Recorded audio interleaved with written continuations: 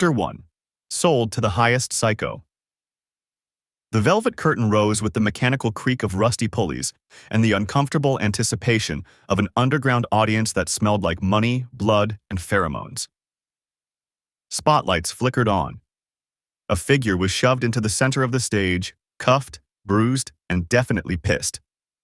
Nico Vale spat as the guards forced him to his knees. His eyes scanned the crowd, a sea of rich bastards in suits and silk, hunger glittering in their gazes. His voice cracked through the tension like a whip. "Get your hands off me! This is a goddamn mistake!" The auctioneer chuckled nervously, adjusting his bow tie like he hadn't just signed his own death warrant. "Ladies and gentlemen of taste, our next Omega..." He glanced at the nameplate in his hand, then blinked. Nico Vale. Seems to have been accidentally registered. Our apologies, of course, but, well, rules are rules. Starting bid, 5 million. Laughter rippled through the crowd. Nico jerked against the chains around his wrists.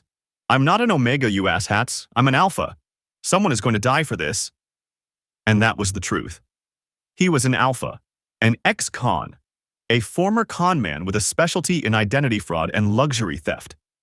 He had scammed senators, seduced CEO heirs, and lived like a king until the Mafia syndicates caught wind. He'd narrowly escaped a kill order from the Eastern Cartel by faking his death in a yacht explosion. This auction? This wasn't supposed to be real? He had been in hiding. Flashback 2 days ago. Nico was sleeping on the floor of a rundown safe house near the coast, eating stale crackers and reading a trashy romance novel. The safe house had been arranged by his only friend, Jules, a hacker who owed Nico a debt. The knock at the door had been soft. Too soft. "Room service?" a fake cheerful voice called. Nico barely stood before the gas grenade rolled under the door. He woke up bound, blindfolded, and shoved in a transport van. The men around him wore suits, smelled like expensive cologne and moral decay. "Another fake Omega?" one muttered. "The barcode says he's registered. Mistake on someone else's end, maybe. Doesn't matter. The Enigma elite will love him either way." His registration number had been forged. Someone had used his old ID from the brothel he once conned 2 years ago, when he posed as an Omega to rob a diplomat's son. It was that name, that file, which got him flagged and sent into this black market hellhole.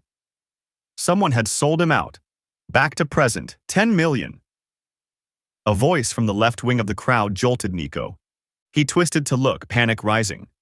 15. 20. The bidding climbed fast. A former Alpha turned Omega? Rare. An Alpha mistaken as Omega? Priceless. And the fact that he was attractive, sharp-mouthed, and visibly furious. Well, to some sickos, that was dessert. 50 million. A hush fell. People turned. And then a single, dispassionate voice. 100 million. Silence. Audible gasps. The bidder sat at the highest box, hidden behind black glass paneling. But when the spotlight slowly tilted up, the bidder stepped into the light. Tall, impossibly elegant. A black obsidian suit, platinum cufflinks shaped like snake eyes, jet hair slicked back, highlighting cheekbones so sharp they could slit throats. And those eyes, crimson-tinged gray, glowing faintly with Enigma power. Cassian Thorne. High-class Enigma. Unkillable criminal monarch. The kind of man who didn't walk into rooms. Rooms reshaped themselves around him. Nico froze. No, he knew that man. Another flashback 3 years ago. Nico had just conned his way into a diplomatic gala in Vienna, wearing a stolen tux and a fake ID. His target? A minor royal from a small, corrupt country. And then he bumped into him. Cassian Thorne, younger then, standing alone on a balcony, holding a champagne glass like it offended him. Their eyes met. Nico had flashed a smirk. "You look like you're debating world domination or dinner." Cassian had blinked, stunned. "Can't I do both?" They talked for 3 minutes. Nico vanished afterward. Cassian had never forgotten. Back to auction. Cassian stepped forward, voice smooth like smoke over silk. "Wrap him up. I'm taking him home with me, and be gentle with him." The guards hesitated. Cassian's smile dropped by a fraction of a degree. It was a subtle shift, but people in the audience flinched as if the air had cracked. The guards obeyed very quickly after that. Nico struggled harder. "Let me go! You can't buy people!" Cassian stopped in front of the stage, meeting Nico's glare head-on. "I didn't buy a person, I bought you. There's a difference." "There's not. There is to me." Cassian reached out, his gloved hand brushing Nico's face, with the reverence of a worshipper touching a god. "You're finally mine, Nico." "And Nico?" He screamed bloody murder the whole way to the black car waiting outside. Chapter 2. I don't do breakfast or bondage rings. Nico Vale awoke with a groan, his head pounding, his mouth dry, and the scent of expensive comfort stinging his nose.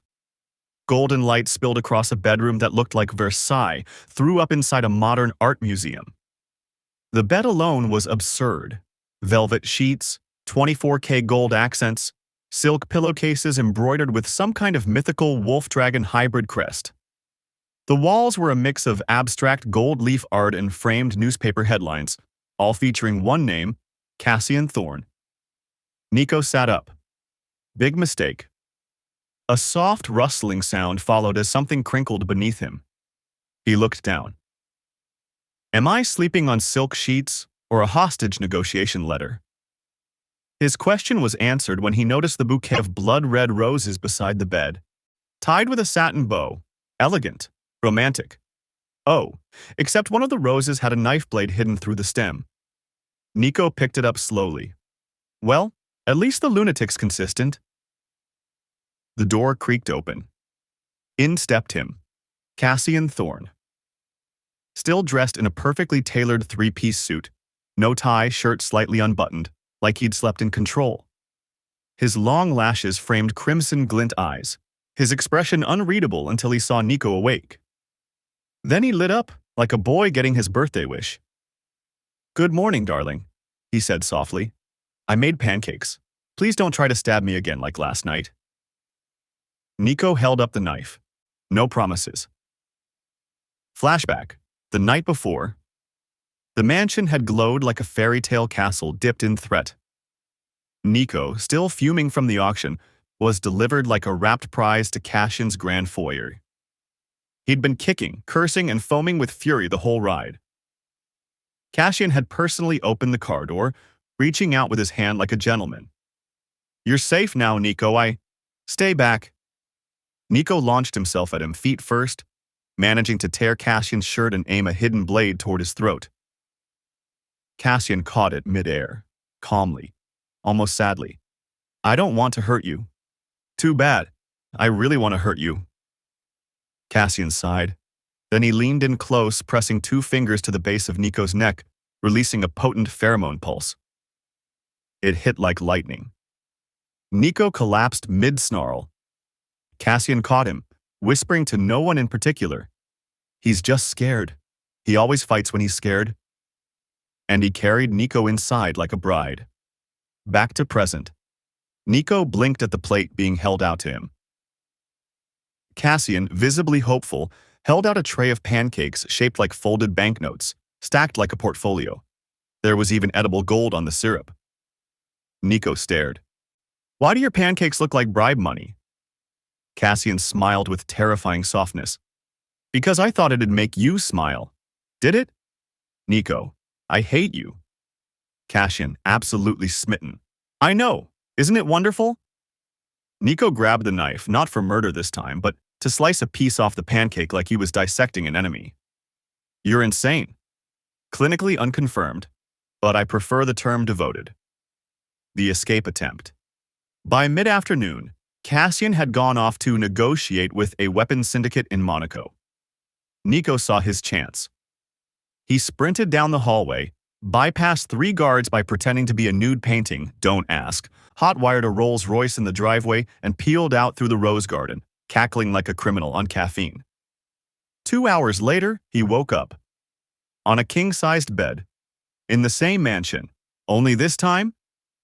The bed was covered in stacks of cash. wrapped around him like a ransom gift basket, complete with a card tied to his wrist with a red silk ribbon. You forgot your wallet, so I brought the bank, Cassian. Nico let out a long, loud scream. Later that night, Cassian sat across from him at the world's most uncomfortable romantic dinner table.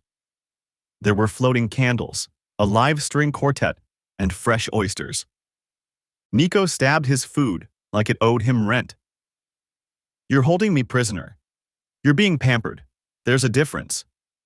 I tried to escape, and I made sure you landed on money instead of the pavement. That's love, Nico.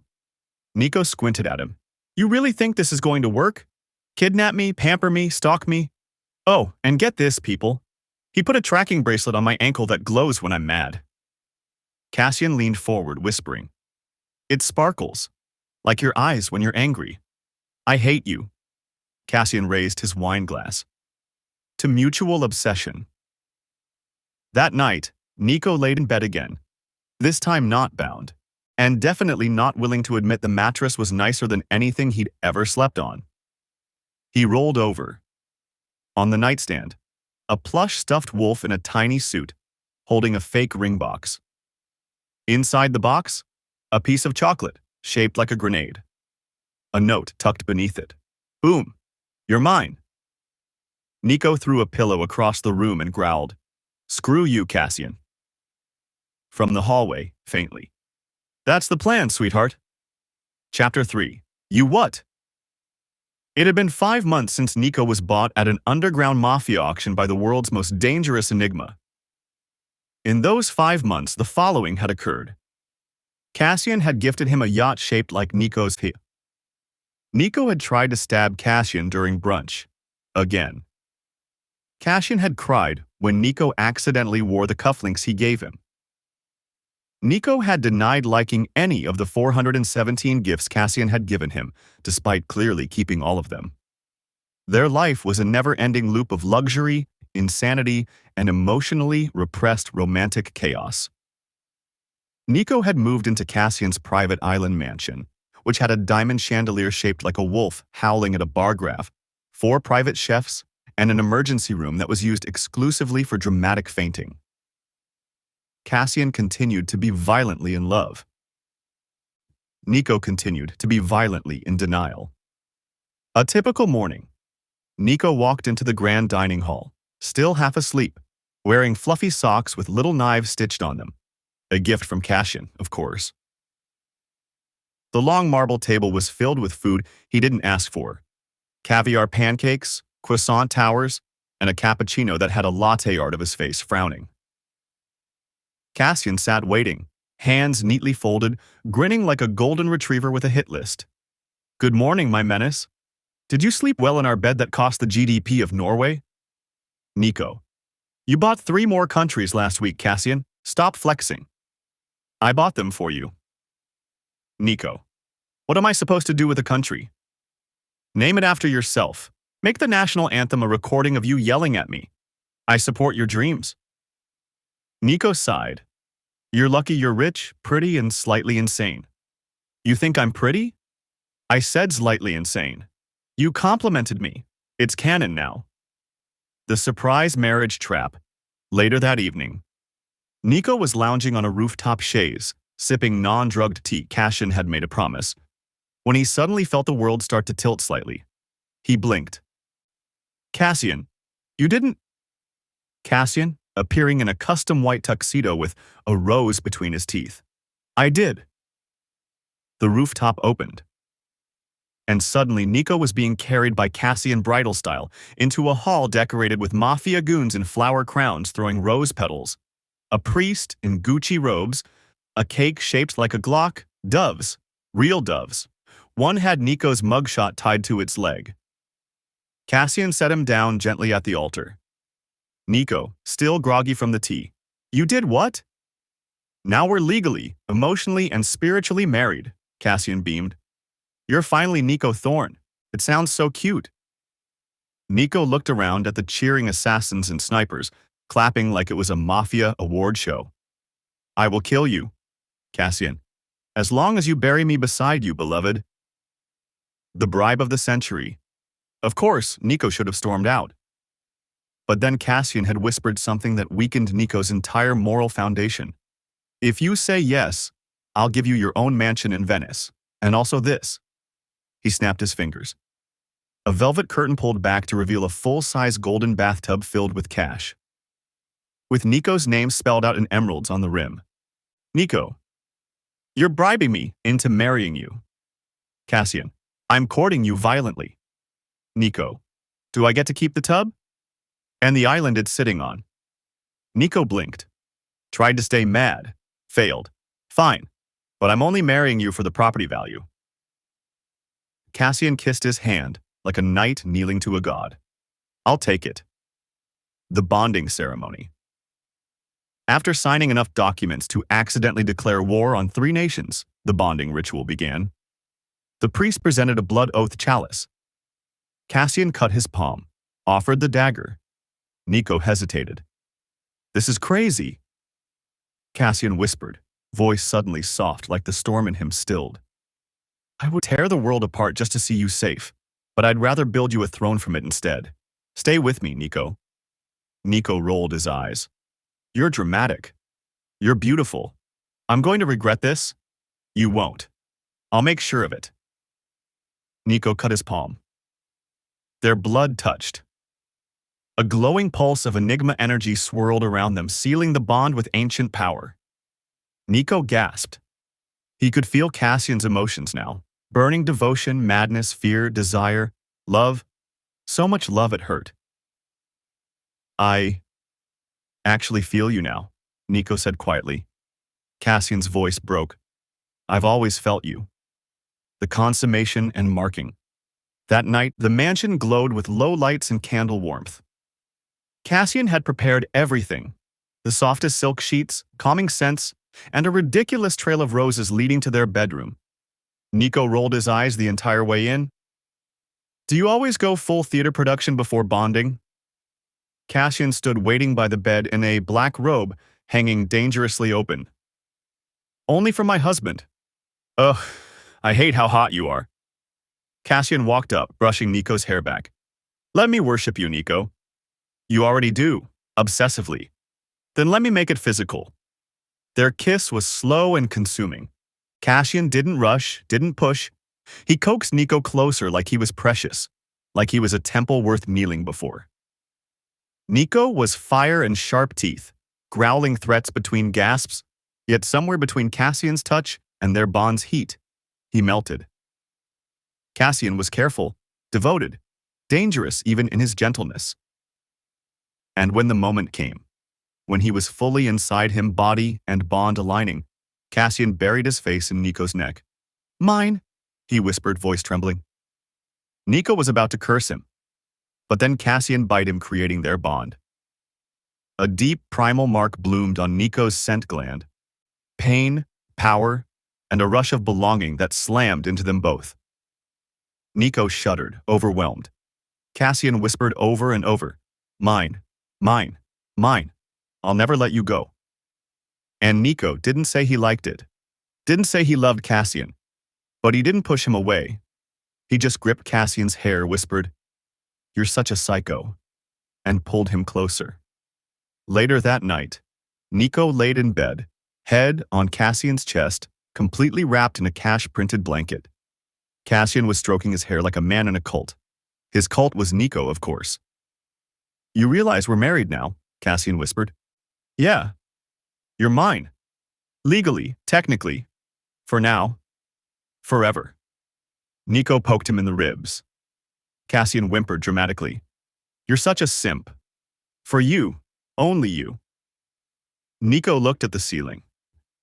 He hated how warm Cassian made him feel, how safe, how annoyingly cared for. I'm not saying I like you, Nico mumbled. I'm not saying I heard that. Shut up. Love you too. Chapter 4.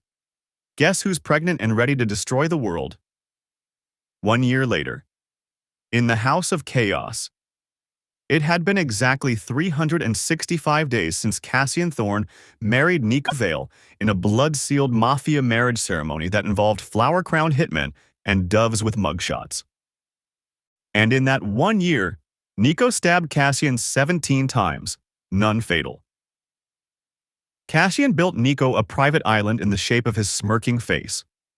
They nearly caused an international scandal because Nico made a sarcastic comment about a Mafia summit being boring, so Cassian burned down the resort. Life had never been the same. It was more chaotic, more dramatic, more them. Nico was still a Tsundere Menace, with a mouth like a blade, and Cassian? Still an obsessive war criminal in love. Flashback to Discovery, Stalker Files, and Smooch. Surprise. It started when Nico opened a drawer in Cassian's underground vault, looking for chocolate. He didn't find sweets. He found a surveillance shrine. Photos of Nico, everywhere. From years ago, some from their first meeting at a gala where Nico had only bumped into him once to steal a wine bottle and disappear. Cassian had framed that photo, had it laser-etched onto a bulletproof locket, created a password-protected folder named Nico a Heart Eternal. Nico stared, then turned to the man sipping espresso beside him like nothing happened. You stalked me, for years. Cassian blinked. Not stalked. I was monitoring your glow-up, with devotion. You had my old coffee receipts laminated. They smelled like you. Nico paused. He didn't yell. He didn't punch. Instead, he grabbed Cassian's collar and kissed him, fully, aggressively, like a Mafia siren claiming his psycho husband. Cassian froze, eyes wide, and then fainted, on the floor, in his own suit, still smiling. Something's off? A few weeks later, Nico woke up and couldn't stand the smell of truffle eggs. Threw up after seeing gold leaf on toast. Screamed at Cassian for breathing too loudly. And then came the real horror. He couldn't touch his favorite blackmail ice cream without gagging. Cassian stood at the doorway, holding a plushie of Nico, life-size. Sweetheart, you okay? Nico looked at him. Either I'm dying, or I'm pregnant. Cassian dropped the plushie. You're what? The test. 30 minutes later, in a bathroom that looked more like a luxury cathedral, Nico stared at the 3 glowing test kits. Cassian held a bottle of non-alcoholic champagne, already crying. Oh my God, you're growing a baby, our baby, inside your angry little body. Nico blinked slowly. I'm going to set your suits on fire. Cassian nodded, sniffling. You can burn them all. I'll wear garbage bags if you want. You got me pregnant, you stalker psycho idiot. I love when you talk dirty to me. The chaos begins. Cassian immediately entered paternal god mode. Do you want the Eiffel Tower dismantled as a baby shower gift? Or maybe build a mansion in Tokyo shaped like your eye roll? I can do both. Nico, I want peace and quiet. And for your Mafia enemies to stop sending me diaper bombs, you obsessive nutcase. Cassian pulled out a bloody file with red wax seals. Already handled. I exploded 5 of them. Exiled 2. One guy sneezed near your name and now he's in orbit. War drums and a sonogram. Word got out. The crime king has an heir. Nico, rare bonded alpha, pregnant with the most dangerous baby the underworld has ever feared. Suddenly all Mafia syndicates wanted the child.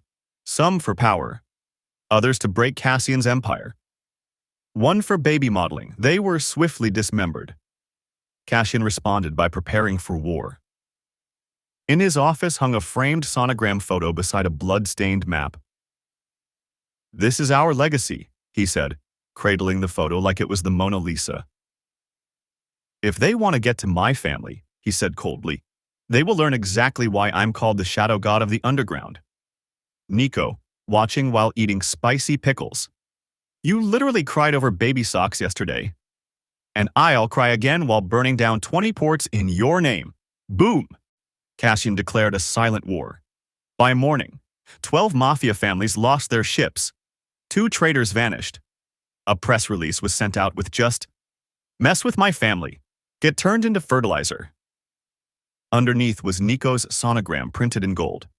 Closing scene. That night, in bed wrapped in satin, Nico laid against Cassian's chest, feeling the faint heartbeat under his palm.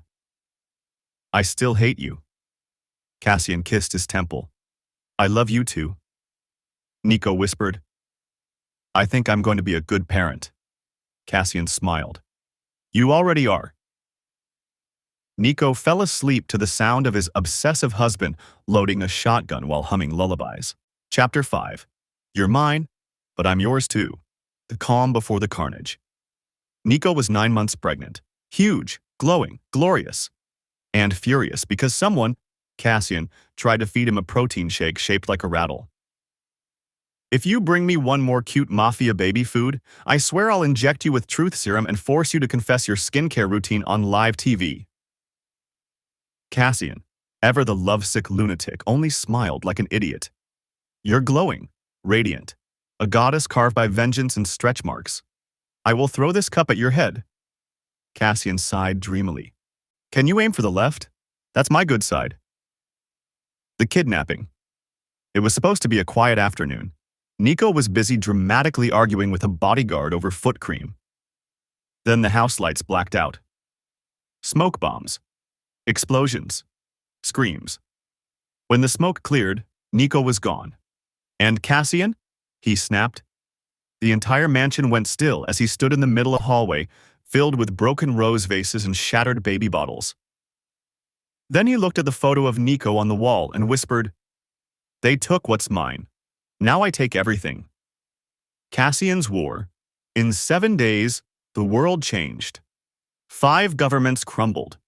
18 Mafia families were destroyed. One entire city vanished from the map. Cassian's rage was so precise, so elegant, it made world leaders flinch. He wore all black, carried grenades in gift boxes, and kept one hand pressed over Nico's sonogram in his suit pocket like it was a holy relic. You don't touch my world, he said, voice trembling with fury, without me burning yours to ash. Prison break, Menace style.